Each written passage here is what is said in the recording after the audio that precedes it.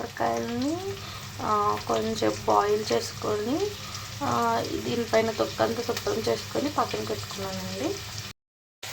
బాండీ పెట్టుకొని దానిలో 3 స్పూన్స్ ఆఫ్ ఆయిల్ వేసి 3 ఆనియన్స్ కట్ చేసానండి. అవి వేసాను, అవి వేగుతున్నాయి.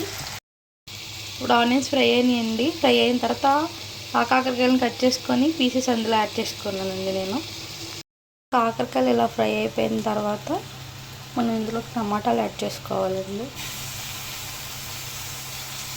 మీడియం సైజులో టమాటాలు యాడ్ చేసుకుంటున్నాను నేనైతే.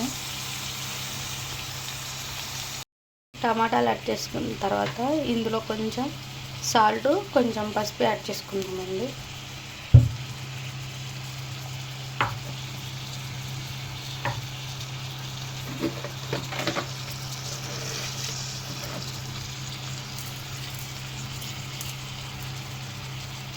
దాంతోపాటు ఇప్పుడే మనం కొంచెం చింతపండు కూడా నానబెట్టుకున్నానండి నేను.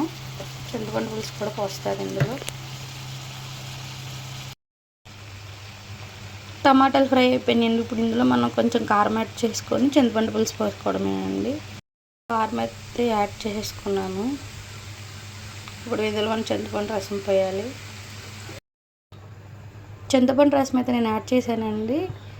ఒక 10 మినిట్స్ మనం కర్రీని ఉడకపెట్టుకుంటే రెడీ అయిపోతుంది. కర్రీ అయితే రెడీ అయిపోయిందండి. ఇప్పుడు మనం స్టవ్ ఆఫ్ చేసుకోవడమే 2 మినిట్స్ ఉంచుకొని.